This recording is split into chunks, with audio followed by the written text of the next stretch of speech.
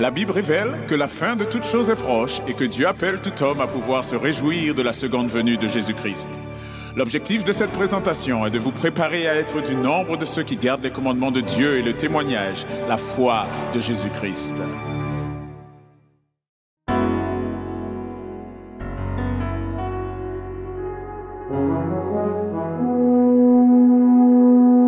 Annonçons partout le dernier message du Seigneur Jésus revenant des cieux. Dans le monde entier, rendons témoignage au roi saint et glorieux. Annonçons partout la bonne nouvelle. Jésus réunit tous ses rachetés. Il vient leur donner la vie éternelle en publiant ses bontés. Annonçons partout le dernier message. Le Seigneur Jésus vient sécher nos pleurs, briser les liens de notre esclavage, mettre un terme à nos douleurs. Annonçons partout la bonne nouvelle. Jésus réunit tous ses rachetés. Il vient leur donner la vie éternelle en publiant ses bontés. Annonçons partout le dernier message. Bientôt nous verrons la sainte cité. Gloire à notre Dieu, chrétien, bon courage, car voici l'éternité. Annonçons partout la bonne nouvelle. Jésus réunit tous ses rachetés. Il vient leur donner la vie éternelle en publiant ses bontés.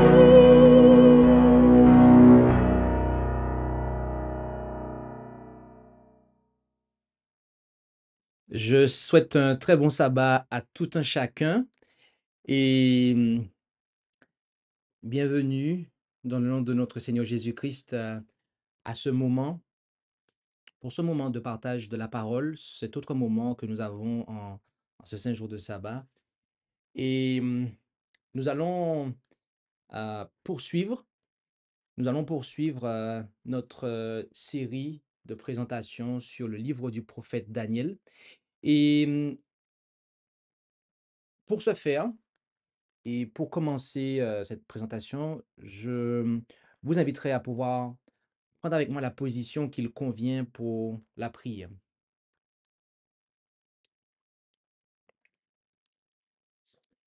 Et prions. Notre Dieu, notre Père céleste, nous te remercions pour la vie que tu nous accordes, la vie physique, mais aussi pour la vie éternelle que tu nous assures en Jésus-Christ, ton Fils.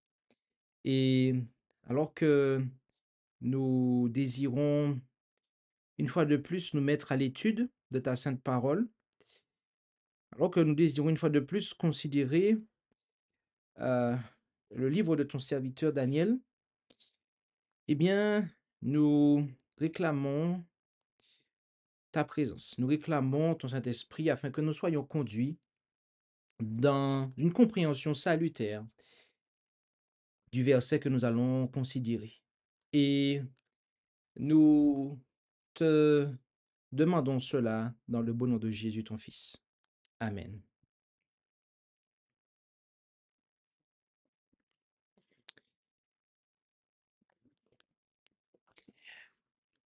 Nous allons, durant cette heure,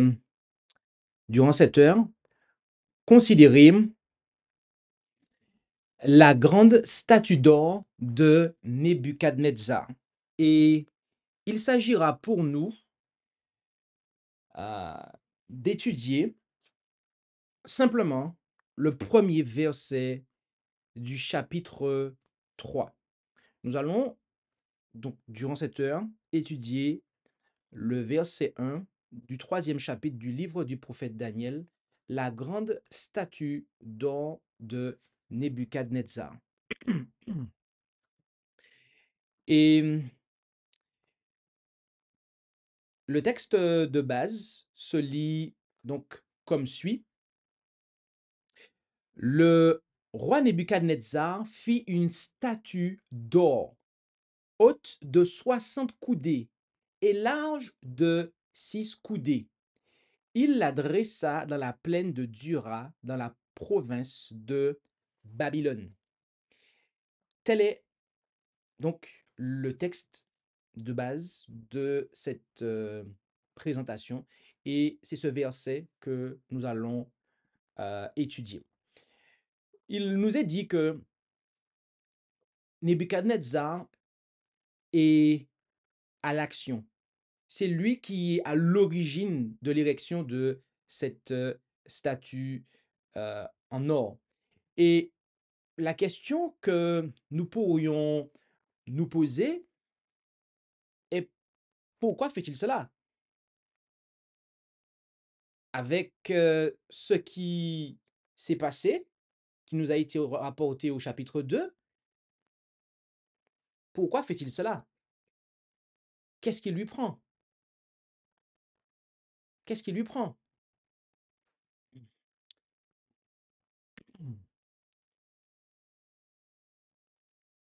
Cette statue se réfère au rêve du roi décrit dans le chapitre précédent, puisqu'elle n'a été érigée que 23 ans plus tard selon la chronologie marginale.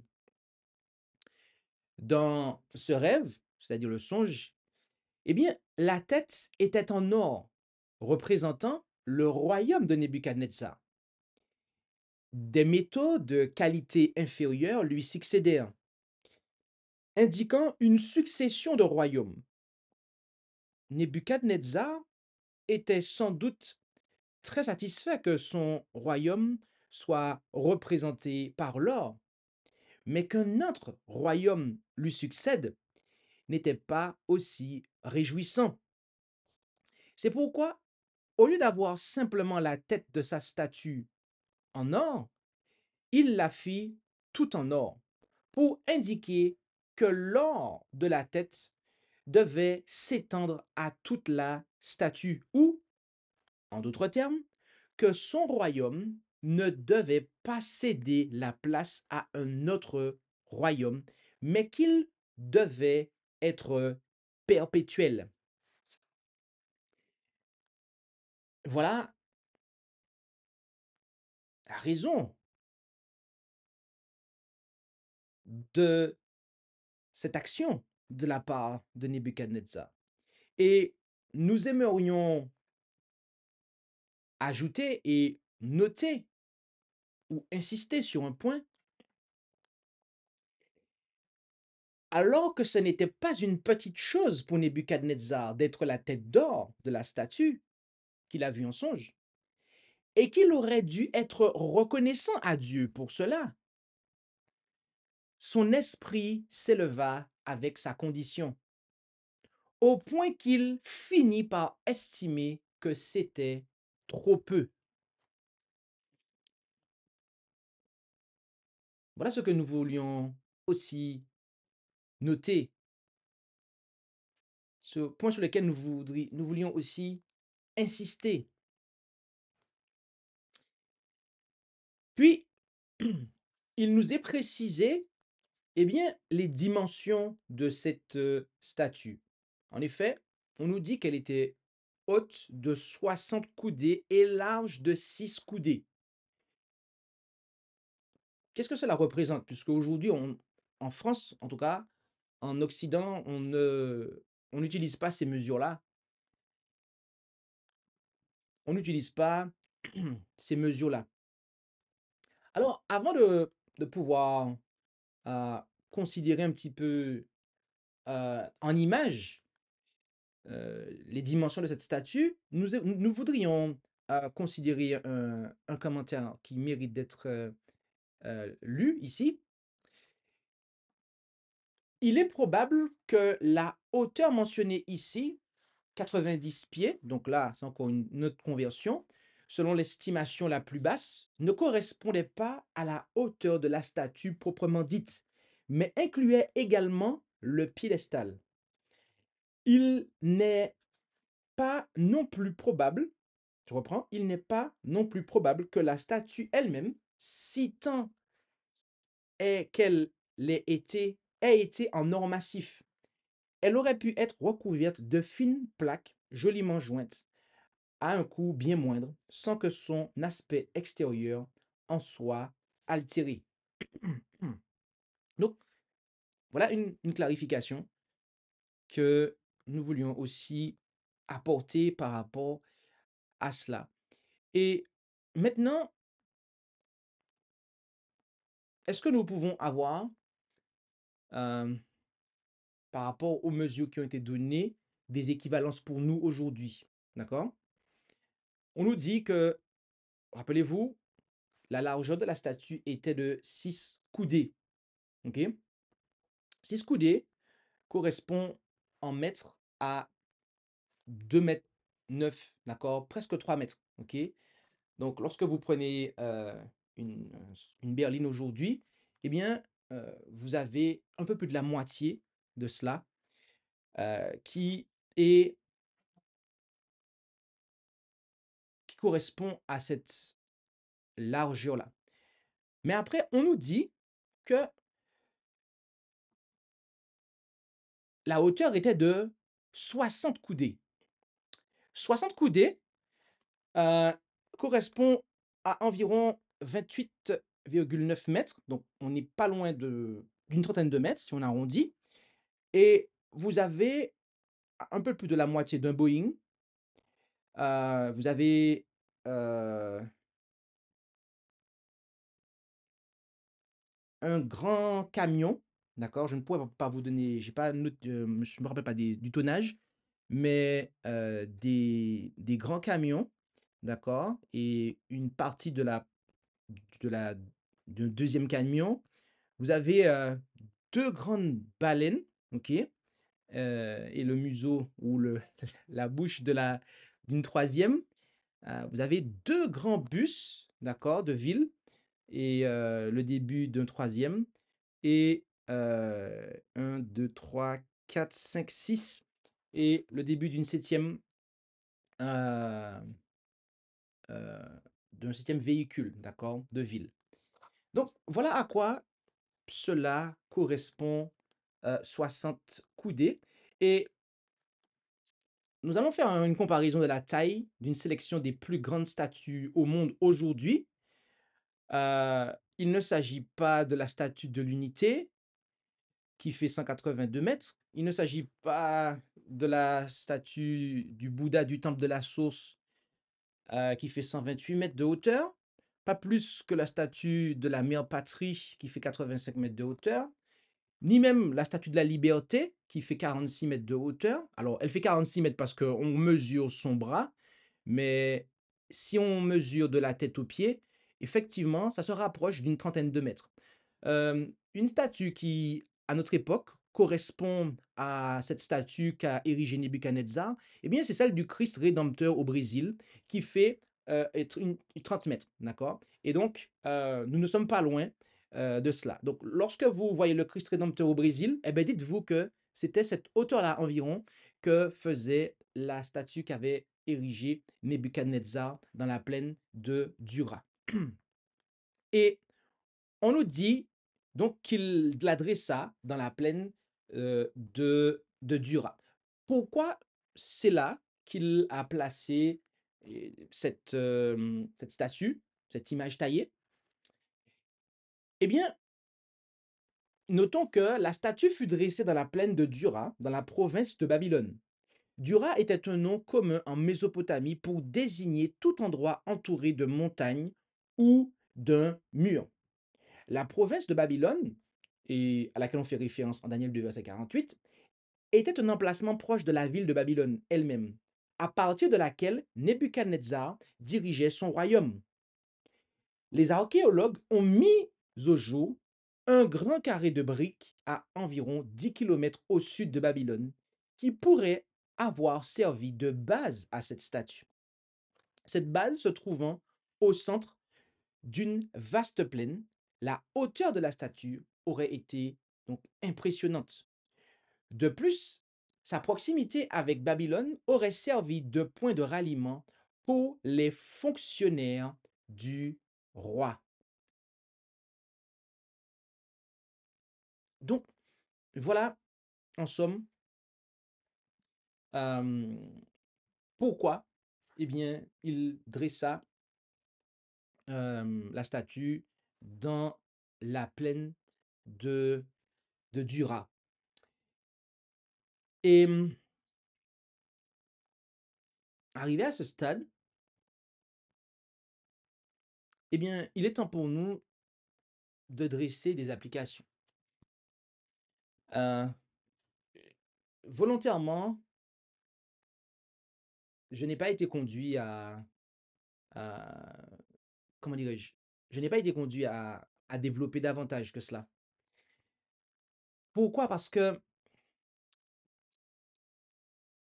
il y a une nécessité de bien comprendre le verset 1. Il y a une nécessité de bien comprendre cela. Et si nous l'avions en fait mélangé aux autres versets, il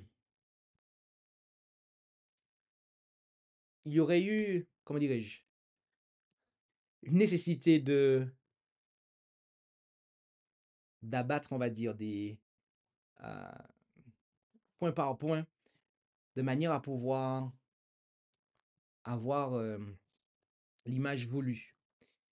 Non, ici, nous allons prendre notre temps et de manière à pouvoir insister sur un élément sur lequel nous avons déjà insisté, parce que ce qui s'est passé là, c'est quelque chose qui, dans la vie de Nebuchadnezzar, va se reproduire et, et qui, comme nous allons le voir, dans la vie de beaucoup de croyants, se reproduit. Et donc, c'est juste un petit verset que nous avons étudié. C'est pas grand-chose, un petit verset. Mais mes amis, le comportement qui a été celui de Nebuchadnezzar à ce moment-là, c'est un comportement, c'est une attitude, c'est un processus, un cheminement qui, eh bien, est trop souvent répété. Et donc, nous avons besoin de ce fait de bien comprendre ce cheminement-là.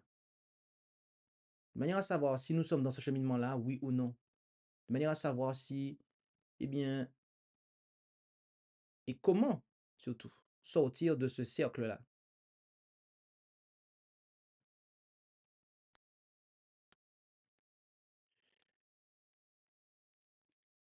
Beaucoup ne sont que de simples auditeurs de la parole. Et toi, fils de l'homme, les enfants de ton peuple s'entretiennent à ton sujet, près des murs et aux portes des maisons. Ils conversent ensemble, chacun avec son frère, et ils disent, allons écouter quelle est la parole qui est procédée de l'Éternel. Et ils viennent vers toi en grande foule. Mon peuple s'assied devant toi, et ils écoutent tes paroles, mais ne les mettent point en pratique. Ils en font dans leur bouche un objet de moquerie, et leur cœur se livre à la cupidité. Voici, tu es pour eux une belle mélodie, un excellent musicien. Ils écoutent tes paroles, mais ne les mettent point en pratique. Mais quand ces choses arriveront, et voici qu'elles arrivent, ils sauront qu'il y avait un prophète au milieu d'eux. La fois précédente, nous avons vu que Nebuchadnezzar était pendu aux lèvres de Daniel, le serviteur de l'Éternel. Et il reconnaissait que ce que Daniel lui avait dit venait du ciel, venait de Dieu en fait, venait d'une intelligence qui, qui est supérieure à toute en fait. Mais Nebuchadnezzar n'a fait qu'écouter ce que Daniel lui a dit. Il n'a fait qu'écouter ce que Daniel lui a dit. Comme si que Daniel avait été un musicien qui lui parlait, il a apprécié. Et beaucoup, beaucoup, nous dit Dieu, et ici il parle de son peuple, d'Israël, eh bien beaucoup ne sont que de simples auditeurs de la parole. Alors que Dieu demande des pratiquants de sa parole. Mettez en pratique la parole et ne vous bornez pas à l'écouter, en vous trompant vous-même par de faux raisonnements. Arrêtons-nous ici. Le Seigneur nous dit que la parole n'est pas mise en pratique. Pourquoi? Parce que on se trompe par de faux raisonnements. L'enseignement est clair pourtant. Mais on va commencer à réfléchir. On va commencer à réfléchir sur ça. Oui, mais est-ce que on peut mettre ça en pratique? Ou est-ce que telle et telle chose? Bref, toutes sortes de raisonnements qui, en finalité, en fait, tous ces raisonnements-là font que on ne met pas en pratique. On va réfléchir, on va raisonner, et la finalité de tout ça, c'est qu'on ne met pas en pratique.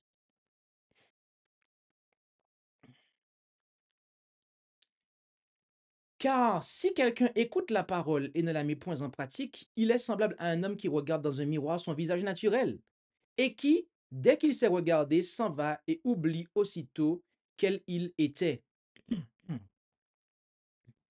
Nebuchadnezzar avait eu une image fidèle, en fait. Il avait eu une image fidèle de la situation. Il s'était regardé, en fait. Dieu lui avait présenté un miroir dans lequel il pouvait se regarder. Mais il a détourné la tête. Et c'est ce qui nous arrive lorsque nous ne pratiquons pas la parole. Nous allons, eh bien, avoir et démarrer le même cheminement que Nebuchadnezzar. Oh oui, le même cheminement que Nebuchadnezzar. Parce que on voit Nebuchadnezzar, on se dit, ah, mais ça c'est lui, ça c'est moi, je ne suis pas comme lui, je ne suis pas ceci, je ne suis pas cela. Oh, Nebuchadnezzar a beaucoup d'enfants aujourd'hui, mes amis.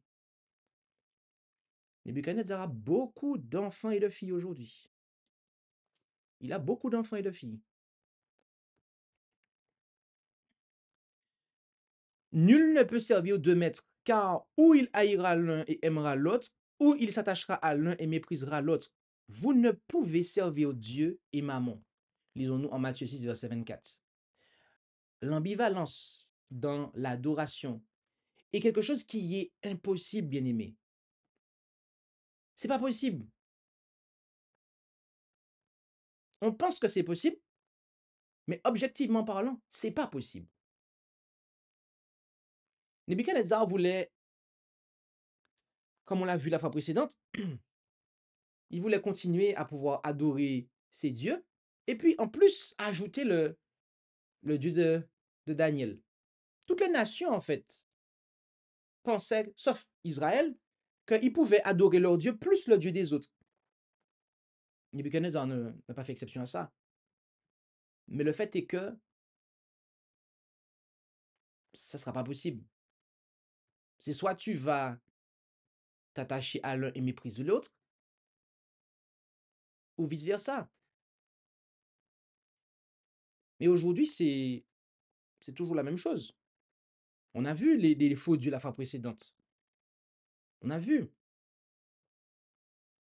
Il y a les faux dieux théologiques, mais il y a aussi les faux dieux spirituels.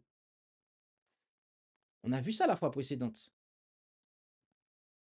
On a vu qu'il y avait ces faux dieux-là. Vous vous en rappelez? Je fais un petit rappel de tête pour vous comme ça. On a vu qu'il y a l'appétit, l'apparence, les richesses, la volonté des hommes, notre propre volonté. On a là des faux dieux. On a là des faux dieux. Et, et en définitive, on, on fait des faux raisonnements et on se dit, ça va passer. Je peux être sous les deux tableaux. Je peux jouer sur les deux tableaux, en fait. Je peux faire ma volonté et en même temps faire la volonté de Dieu. C'est pas un problème. Je peux jouer sur les deux tableaux. Je peux avoir mon postérieur assis sur deux chaises, en fait. C'est pas un problème. C'est pas un problème.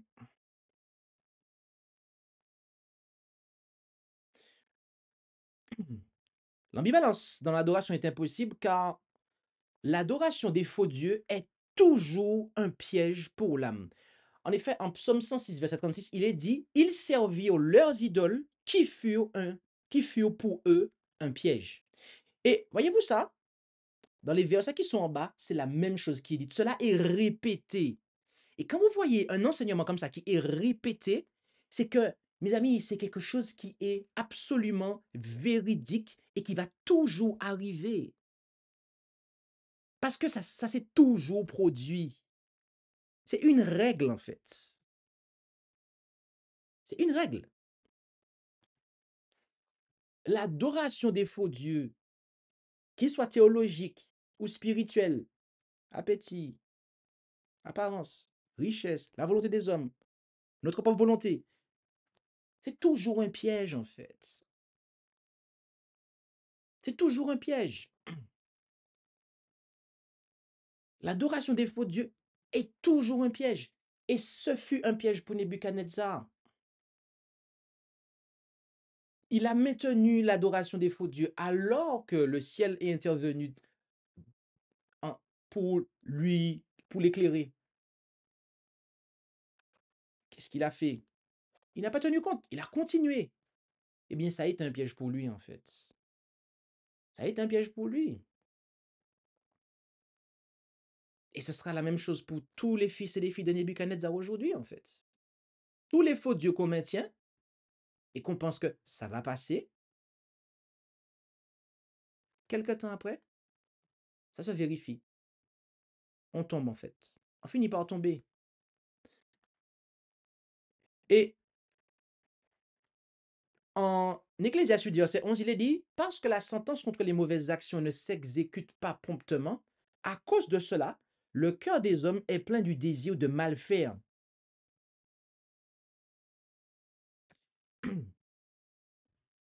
Dieu n'est pas intervenu subitement pour, eh bien, pour stopper Nebuchadnezzar. Il n'y a pas eu des conséquences immédiates. Et donc, ce qui s'est passé, c'est que le désir de faire le mal a commencé à croître dans son cœur, en fait. En l'absence des conséquences immédiates, eh bien, c'est la même chose qui se passe pour les fils et les filles de Nebuchadnezzar aujourd'hui. Certains s'endurcissent dans le mal.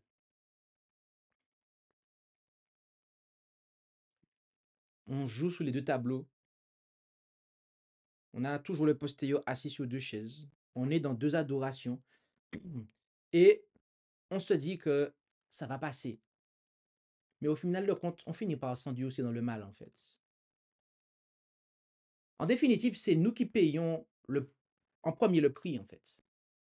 C'est nous qui payons en premier le prix. Toujours. Quand on fait ça, c'est toujours la personne qui le fait qui paye le prix. Et c'est quoi le prix? S'endurcir dans le mal, en fait.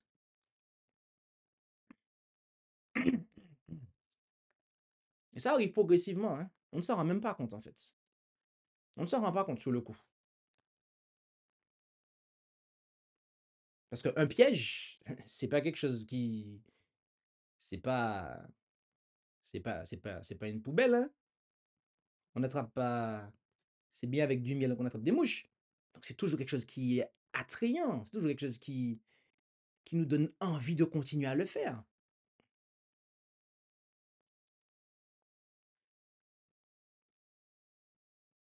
Rappelez-vous, hein, il y a toujours des faux raisonnements. On se trompe par de faux raisonnements. Ah oui, mais ceci, mais non, mais on peut, etc. On discute avec Dieu, en fait. On discute la parole de Dieu. En fait, on remet en question la parole de Dieu, mais on s'en rend pas compte. Je veux croire qu'on s'en rend pas compte. Mais en définitive, c'est ce qui est fait. On ne prend pas Dieu au mot. OK? Dieu a dit ça, c'est ça. Non. On veut toujours essayer de voir s'il y a pas un autre chemin qu'on peut emprunter. Un autre chemin que celui qui a été tracé par Dieu. Voyez-vous, Nebuchadnezzar était mécontent de sa situation. Il voulait plus. À ce niveau-là, il a imité Lucifer. Ésaïe 14, 12 à 15. Comment es-tu tombé du ciel, astre brillant, fils de l'aurore? Comment as-tu été abattu à terre, toi qui foulais les nations? Tu disais en ton cœur, je monterai aux cieux, j'élèverai mon trône par-dessus les étoiles de Dieu, je siégerai sur la montagne de l'assemblée aux régions lointaines de l'Aquilon. Je monterai sur les hauteurs des nues, je serai semblable au très haut. Mais tu es descendu dans le sépulcre, dans les profondeurs du tombeau.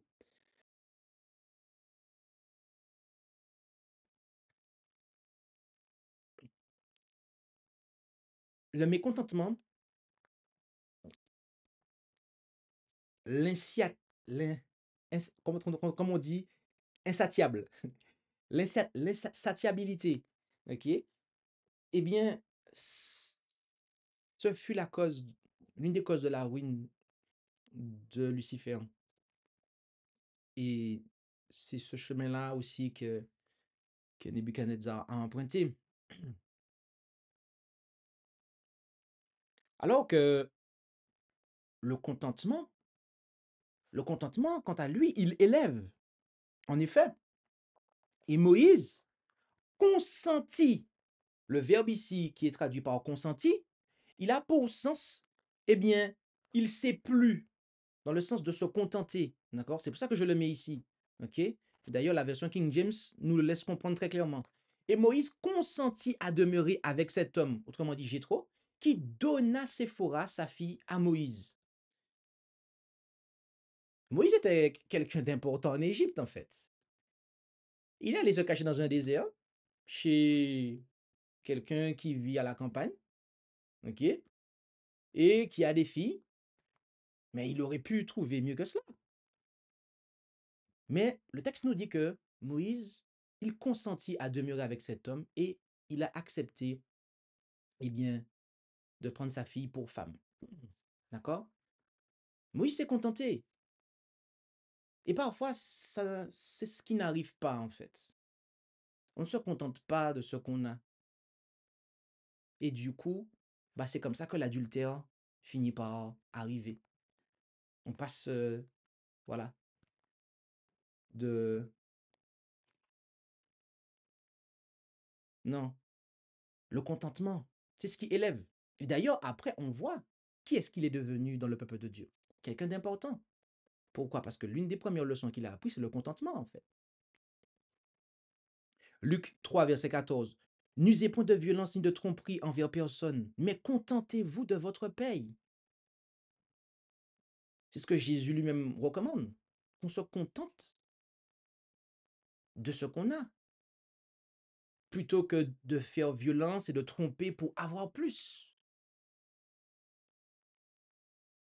Paul déclara en Philippiens 4, 11 à 13, je ne dis pas cela par rapport à mon indigence, car j'ai appris à être content de l'état où je me trouve. Notez que c'est quelque chose qui s'apprend. Je sais être dans l'abaissement. Je sais aussi être dans l'abondance. En tout et partout, j'ai appris à être rassasié et à avoir faim, à être dans l'abondance et à être dans la disette. Et notez ce qu'il dit juste après. Et voilà le contexte de ce verset que on répète souvent, mais que l'on n'a pas en tête. Je puis tout par Christ qui me fortifie. Bien-aimé, lorsque vous récitez ce verset-là, à l'avenir, ayez en tête le contexte. Le contexte, c'est le contentement, en fait. Ça veut dire que la raison pour laquelle on ne se contente pas, c'est parce qu'on n'a pas Christ en nous. C'est ça, en fait. Voilà la raison. Mais si on a Christ en nous, à ce moment-là, on peut tout. Autrement dit, on peut se contenter de tout, toute situation que Dieu permet. Les conditions dans lesquelles il permet qu'on soit, eh bien, on peut s'y accommoder, on peut le supporter. Je puis tout par Christ qui me fortifie. Voilà le contexte. Et donc il déclara en 1 Timothée 6, verset 6, or, c'est un grand gain que la piété avec le contentement d'esprit. C'est un grand gain, déclara-t-il. C'est un grand gain, aussi grand qu'une statue en or, que la piété avec le contentement d'esprit. Mais Nebuchadnezzar ne sait pas, il n'a pas fait ça. Et c'est parce que il ne s'était pas abandonné lui-même. Il n'avait pas renoncé à son moi. S'il l'avait fait, eh bien l'Esprit de Jésus, l'Esprit de Dieu serait venu en lui et lui aurait donné, lui aurait rendu capable de pouvoir se contenter. Tout comme pour nous aujourd'hui.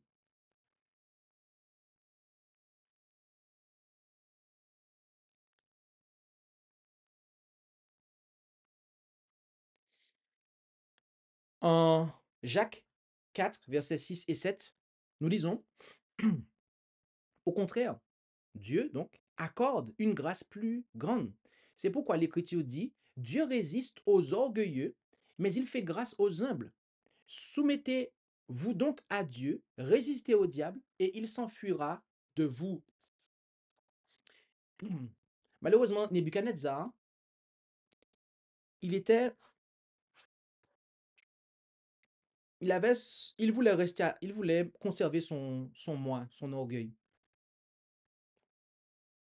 Il continuait à caresser son orgueil que Dieu, au travers de la statue qu'il lui avait montrée en songe, eh bien, voulait abattre. Dieu voulait en fait lui faire comprendre que c'est ma volonté qui se fera, c'est pas la tienne en fait. Et tu dois intégrer mon plan, Nebuchadnezzar. Tu dois rentrer dans, dans le sentier que je trace. Sinon, tu seras brisé. Mais non, il voulait, il voulait en fait que la statue soit tout en or en fait et que ce soit sa volonté et non pas la volonté de Dieu. Et donc, ce qui s'est passé pour Nebuchadnezzar, c'est que son orgueil l'a condamné à désobéir à Dieu. Et voyez-vous, ça c'est quelque chose qui est systématique. L'orgueil condamne à désobéir à Dieu. L'orgueil condamne celui qui en est détenteur à désobéir à Dieu. Donc, pourquoi en fait je n'arrive pas à obéir à Dieu, à faire la volonté de Dieu?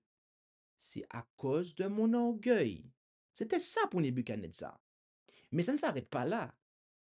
Ça ne s'arrête pas là. Parce que Nebuchadnezzar, voyez-vous, il ne s'est pas arrêté simplement à désobéir à Dieu.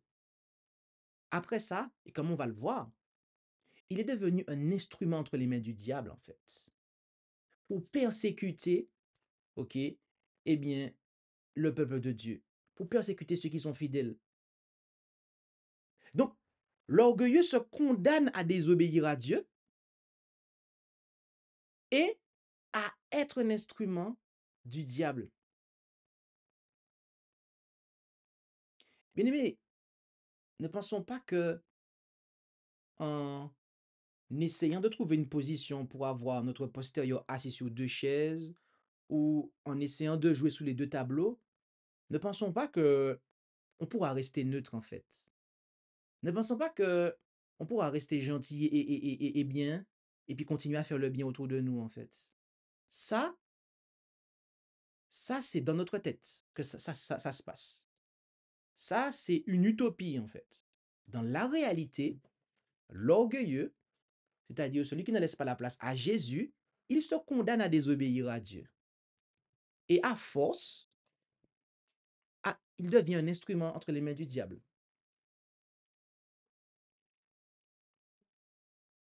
C'est ça, en fait.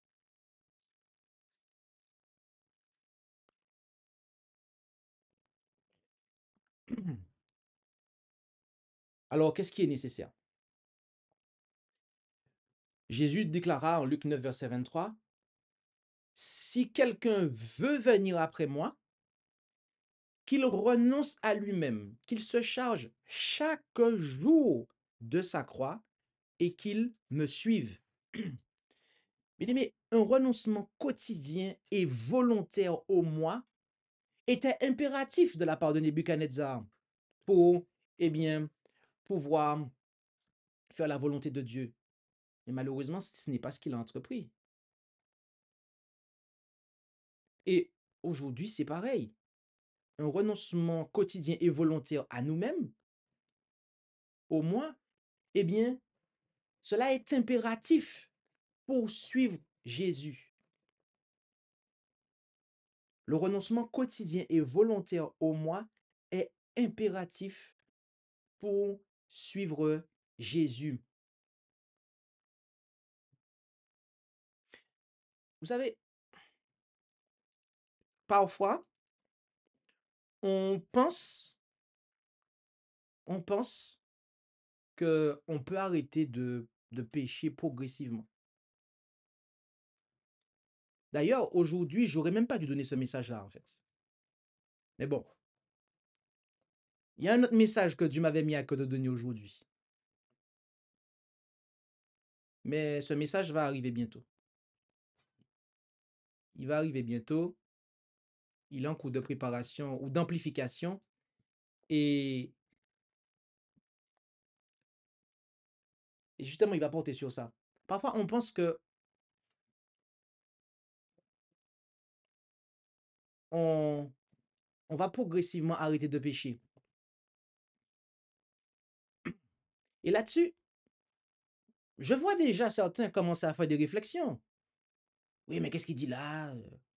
La sanctification, c'est quelque chose qui est progressif. Donc, de toute façon, tu as tort. Tais-toi. Pourquoi tu parles?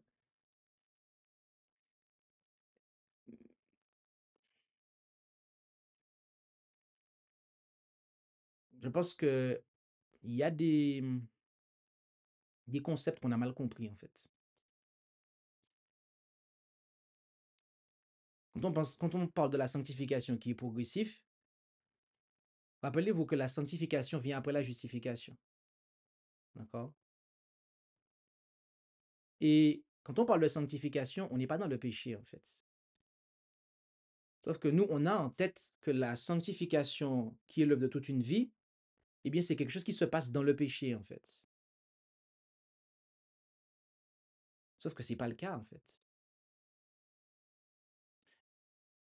Et donc, on a en tête que on va progressivement arrêter de pécher. Mais quand je dis ça, il faut comprendre de quoi je veux parler. Quand je parle de péché, qu'est-ce que le péché? Le péché, c'est la transgression de la loi. Donc, quand je suis en train de vous dire progressivement arrêter de pécher, c'est-à-dire que c'est quelque chose qui est défini, que vous pouvez savoir. On ne parle pas de quelque chose que vous ne savez pas. C'est quelque chose que vous savez. Vous pouvez dire, là, je pêche. Ben, c'est ça mon contexte, en fait, dans lequel je parle. Il y en a qui pensent que quelque chose qu'ils savent qui n'est pas bon, ils vont progressivement arrêter de le faire. Et même, on se dit, je vais progressivement arrêter de le faire. Et mes amis, c'est pas... Ça, c'est quasiment ce que Nebuchadnezzar, en fait, a fait. Quand vous regardez après coup, mais c'est ça, en fait. Vous savez quelle est la bonne direction, mais vous continuez à faire ce qui est contraire à prendre un chemin qui n'est pas le bon, en fait. Un renoncement quotidien et volontaire au moins est impératif. Il n'y aura pas, en fait, de cessation progressive d'un péché connu, en fait. Ne pensons pas ça. Parce que là, c'est l'endurcissement que l'on programme, en fait. Quand on se dit, ah, je vais progressivement arrêter de pécher, je sais que ça, je pêche, je vais progressivement arrêter de le faire. En fait, on est juste en train de programmer notre endurcissement, en fait. Quand vous savez que vous péchez, arrêtez.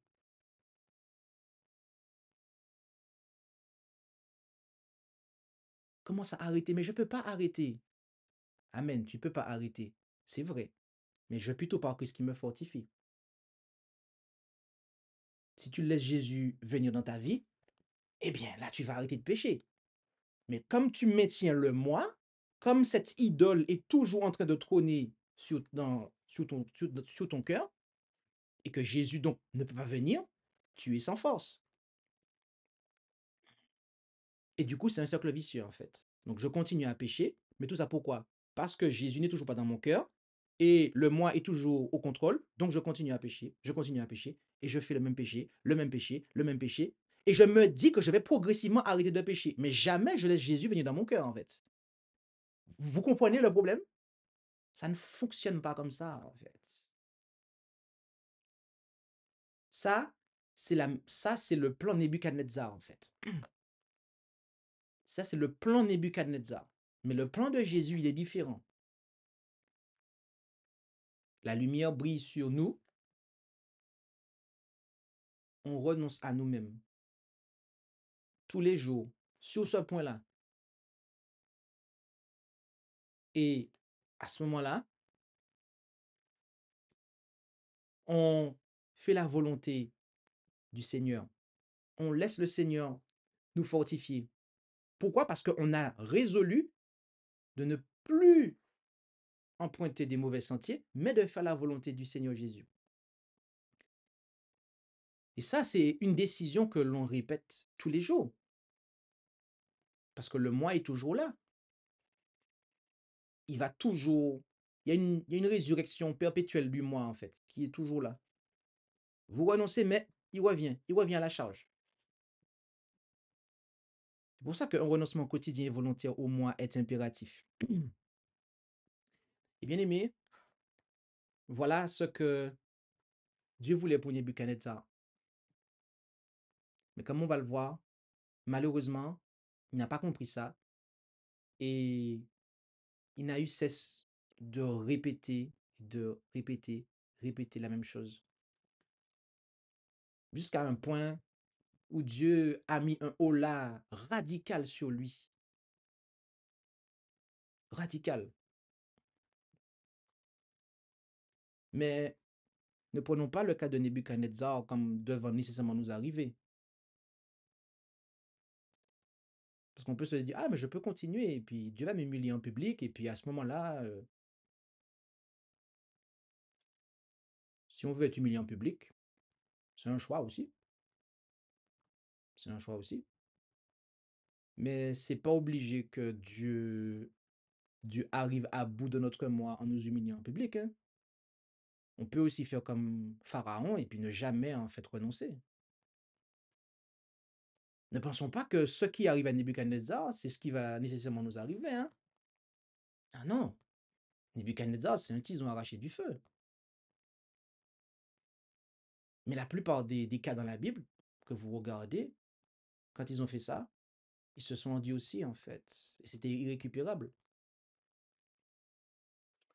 Donc ne convoitons pas le cheminement de Nebuchadnezzar.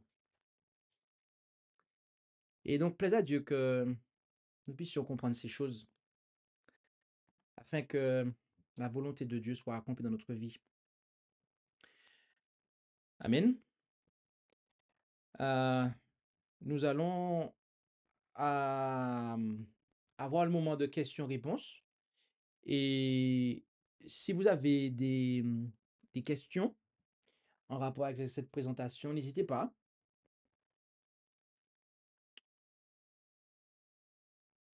Soyez prompt à pouvoir poser vos questions ou à intervenir.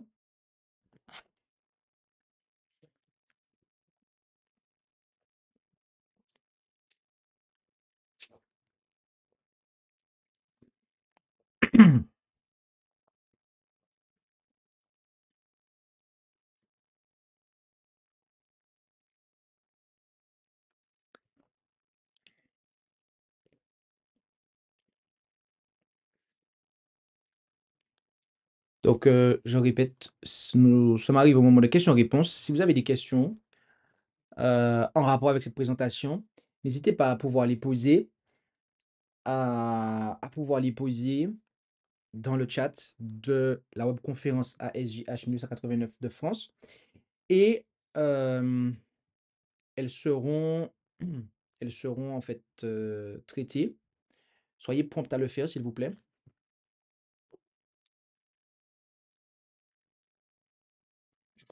Est-ce que là, c'est mieux? Oui, là, c'est bon. Alors, la première question est la suivante. Selon Psaume 116, le verset 36, peut-on avoir une description du piège? Peut-on avoir une description du piège selon Psaume 116, le verset 36? Psaume 106, verset 36 plutôt. Il y a écrit Psaume 116, verset 36. OK.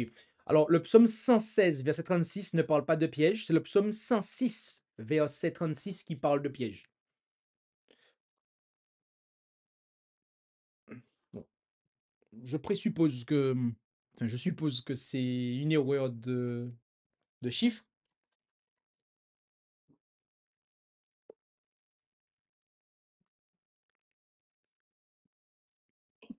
Oui, c'est bien une erreur de chiffre. Donc, tu peux répondre à la question si c'est possible selon Psaume 106, verset 36.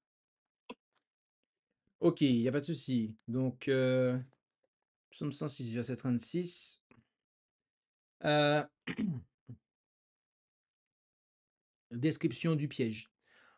En fait, lorsque l'Écriture nous parle de cela pour la première fois, donc c'est en Exode 23, verset 36, mais moi j'ai volontairement pris le psaume 106, verset 36, c'est parce que c'est plutôt général. Les autres passages sont vraiment, on va dire, appliqués. Et ce que Dieu avait demandé, par exemple, en Exode 23, verset 32, tu ne traiteras point d'alliance avec eux ni avec leurs dieux. D'accord? Ils n'habiteront point en ton pays de peur qu'ils ne te fassent pécher contre moi, car tu servirais leur Dieu et cela te serait un piège. Donc voilà déjà de quoi il s'agit. Voilà le contexte. Le contexte est que s'ils traitaient alliance avec eux, donc par des mariages, donc il y a déjà le concept de se marier avec des gens avec qui il ne convient pas de se marier, ou de faire alliance avec des gens avec qui il ne convient pas de faire alliance. OK? Donc, mariage littéraux, euh, ou en business, en affaires, ou encore on s'associe religieusement, d'accord, un petit peu comme et les conseils œcuméniques des églises, etc. Et quand on s'associe comme ça, bah, c'est 50-50. Ah oui, dans un contrat de ce type-là, c'est 50-50.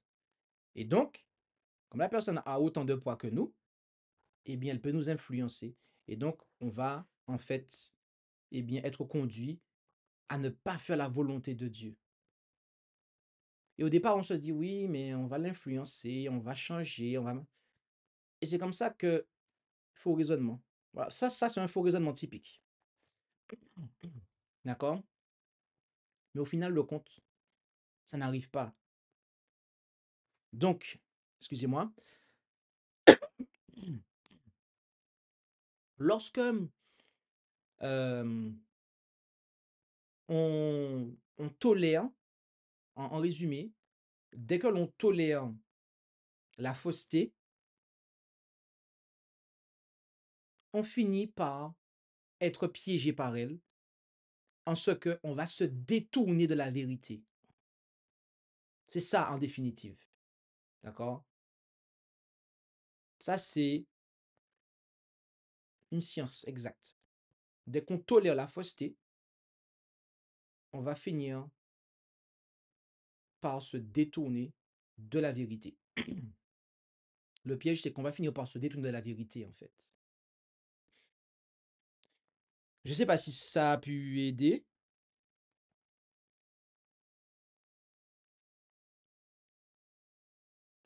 Oui, merci pour la réponse. Il a été dit et gloire à Dieu. Alors, la deuxième question est la suivante. La deuxième question est la suivante. Quelqu'un qui est orgueilleux est-il déjà dans l'endurcissement? Quelqu'un qui est orgueilleux est-il déjà dans l'endurcissement? Euh, Merci pour la question qui a été posée.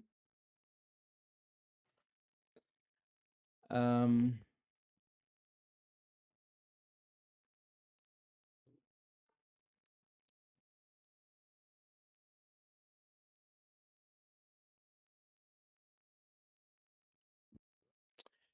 alors, je réfléchis.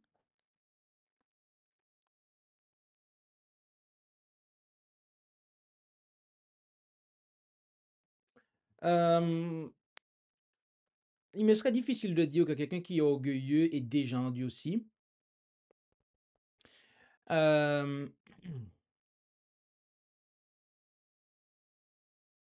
alors, je réfléchis encore pour être sûr de ce que je vais dire.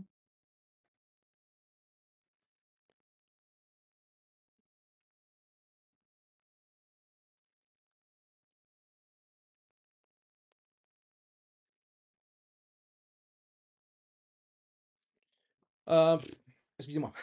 Dans un certain sens, euh,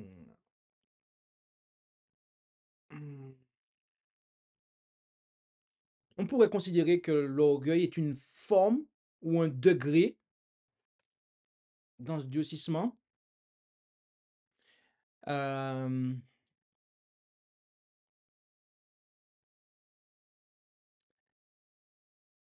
Maintenant,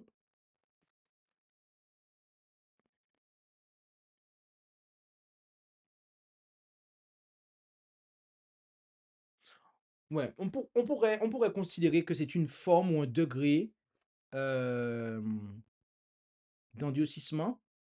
Maintenant, euh,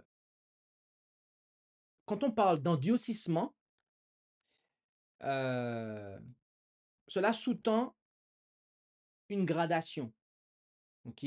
C'est-à-dire une évolution, d'accord? Euh, et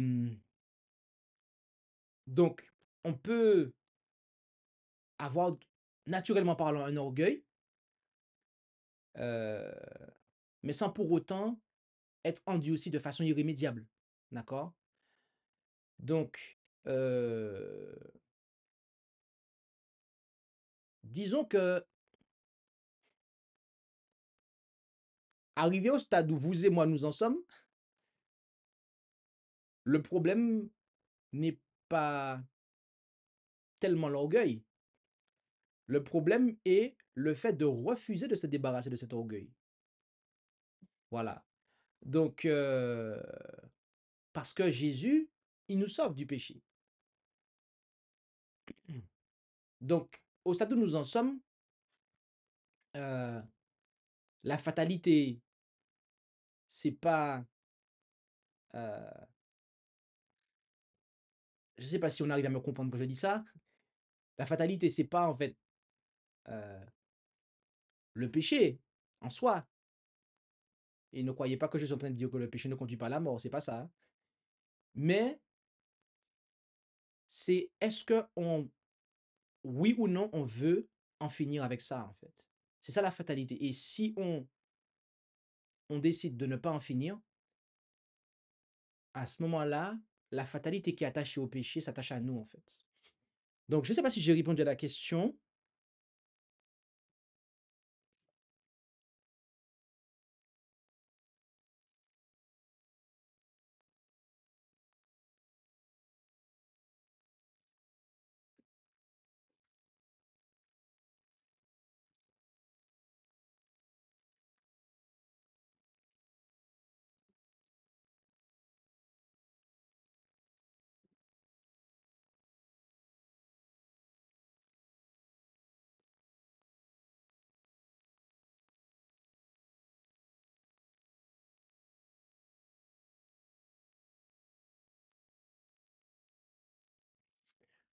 Alors, on me dira s'il y a d'autres questions.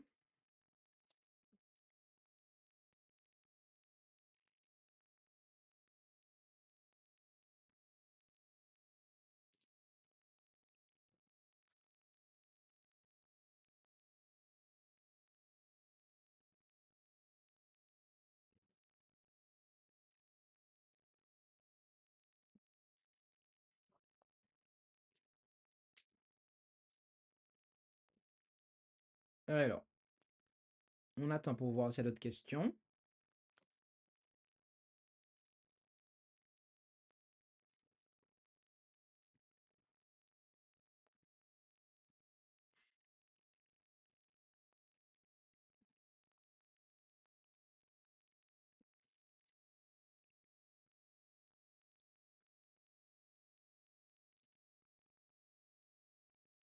Effectivement, la réponse a été satisfaisante. Et une autre question est celle-ci. Quelqu'un qui est déjà endurci peut-il revenir à Christ? Quelqu'un qui est déjà endurci peut-il revenir à Christ? Merci pour la question. Quelqu'un qui est dans le processus d'endurcissement et qui n'est pas arrivé à son terme, oui, il peut revenir à Christ. On va le voir pour Nebuchadnezzar, c'est ce qui s'est passé en fait. Mais le problème, c'est il a fallu en fait, il a fallu un moyen colossal, sans faire de jeu de mots. Il a fallu un moyen colossal pour briser Nebuchadnezzar. Et c'est pour ça tout à l'heure que je parlais en fait d'humiliation publique en fait. Et Nebuchadnezzar, Dieu a dû en arriver à là en fait. Je pense que Dieu ne voulait pas en arriver à là. Dieu a agi tout doucement avec Daniel, au travers du songe qu'il lui a donné à Nebuchadnezzar. Daniel est intervenu après. Dieu a agi en douceur, mais ça n'a pas parlé à Nebuchadnezzar. Il a fallu comme on va le voir plus tard, qu'il se retrouve, mais vraiment très très bas en fait, pour comprendre ça. Donc, euh,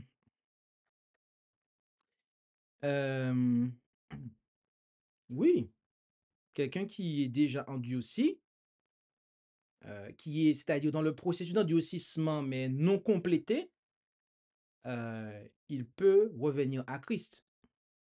Et Jésus nous dit qu'on doit se jeter sous la pierre, sous le rocher, sur lui en fait, afin d'être brisé.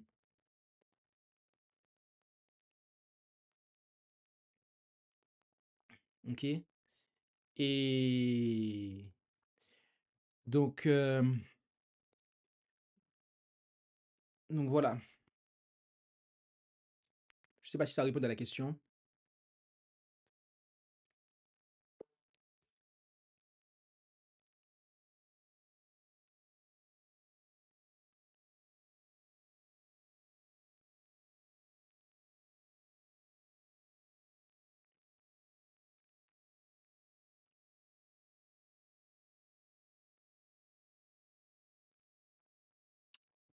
On nous dira si ça a été bon.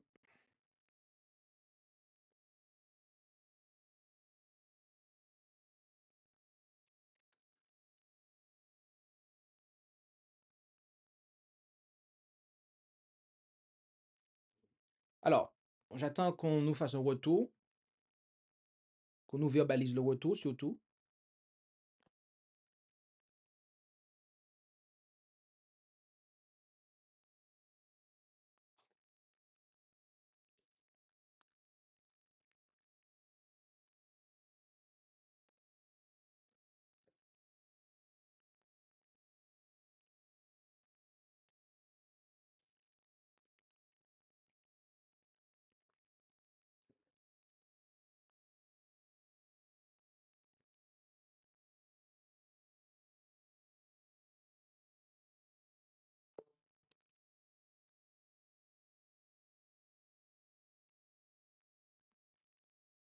Donc, ma question était, est-ce que la réponse a pu aider?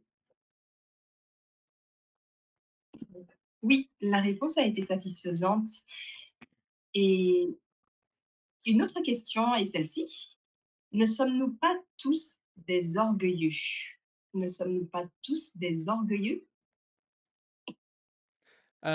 J'ai pensé à ça tout à l'heure, mais bon, je suis pas censé poser des questions et j'ai pas voulu développer, on va dire, mais je vois que le Seigneur a permis que la question soit posée. Alors, par définition, un orgueilleux, c'est un orgueilleux, orgueilleuse qui a de l'orgueil, qui montre de l'orgueil. OK? Hem, excusez-moi. Heu, donc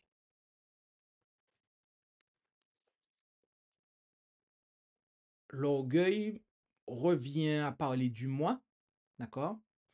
Donc, est-ce que c'est naturellement quelque chose qui est propre à chacun d'entre nous? Ah oui, ah oui. Maintenant, hem, c'est quelque chose qui va être plus prononcé, ou plus développé, chez certains que d'autres. Voilà. Donc, voilà sensiblement comment on peut équilibrer la chose. Je ne sais pas si ça a pu aider.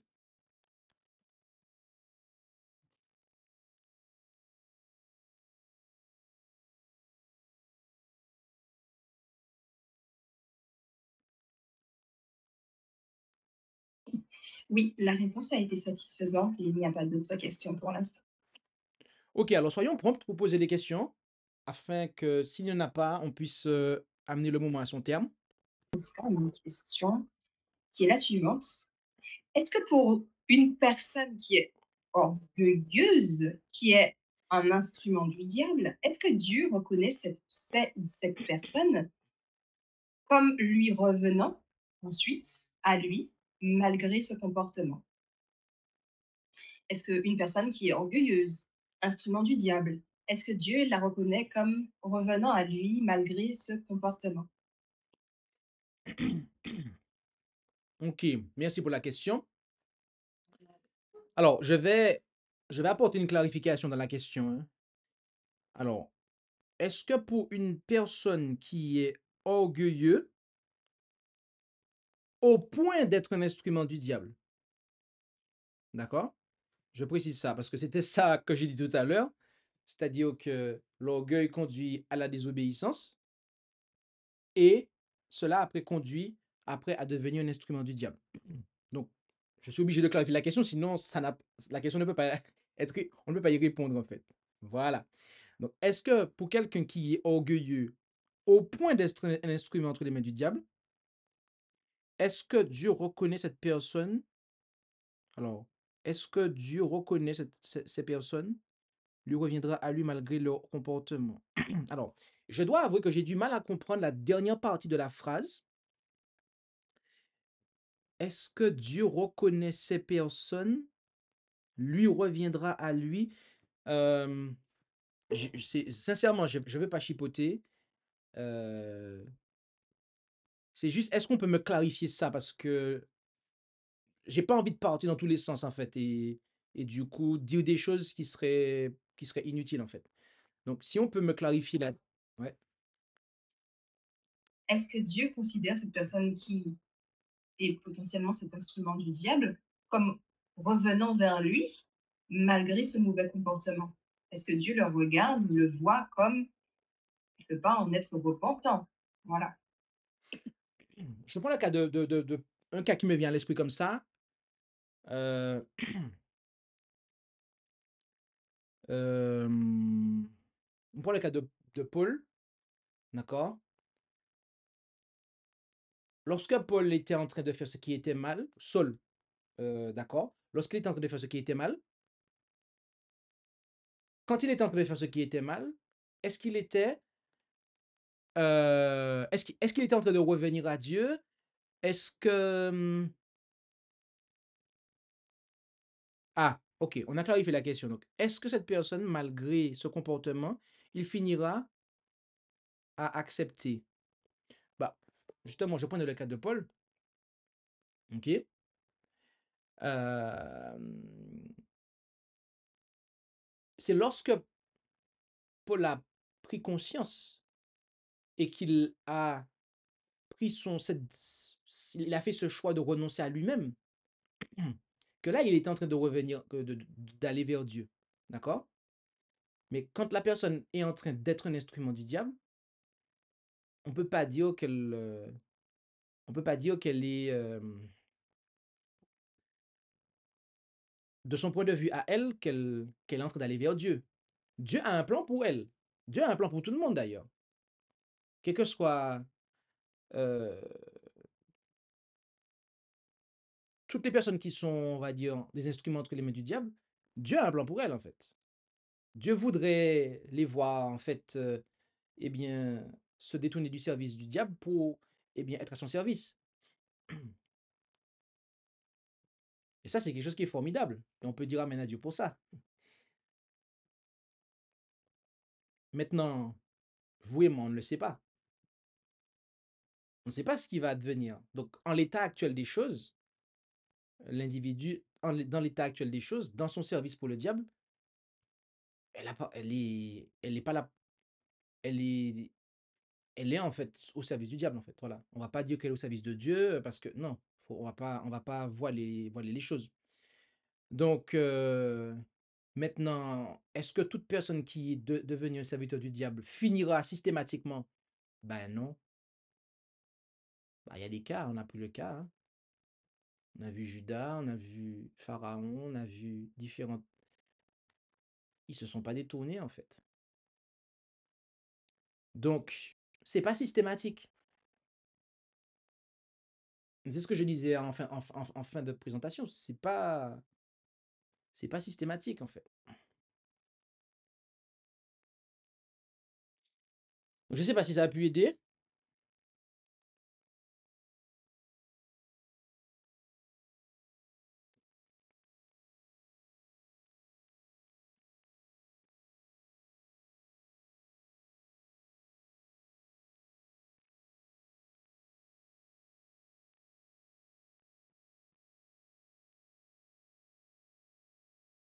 Alors oui, cela a pu aider, gloire à Dieu. Et pour l'instant, il n'y a pas d'autres questions.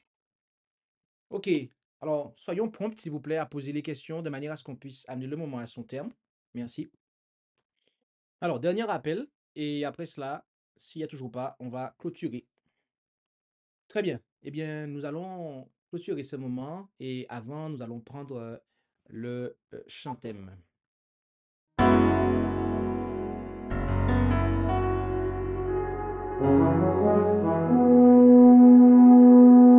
Annonçons partout le dernier message du Seigneur Jésus revenant des cieux.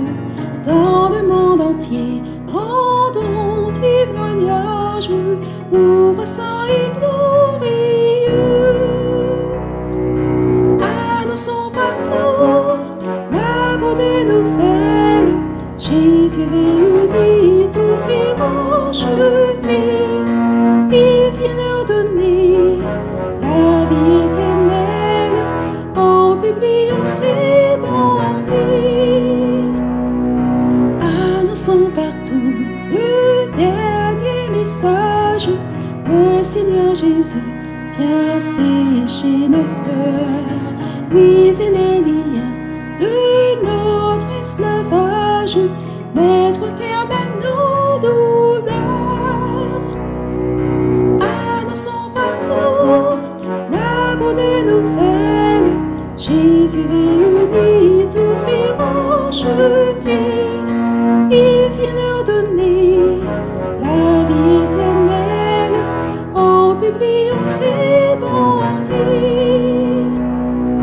Annonçons partout le dernier message.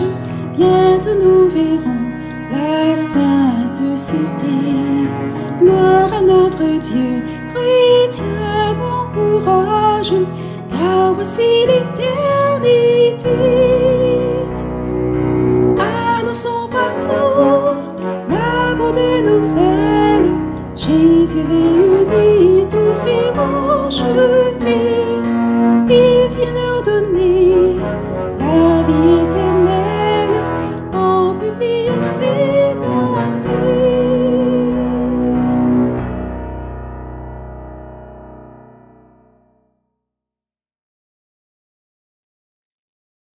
Amen. Eh bien, nous allons prier et je vous invite à pouvoir prendre la position qu'il convient pour la prière finale avec moi, s'il vous plaît.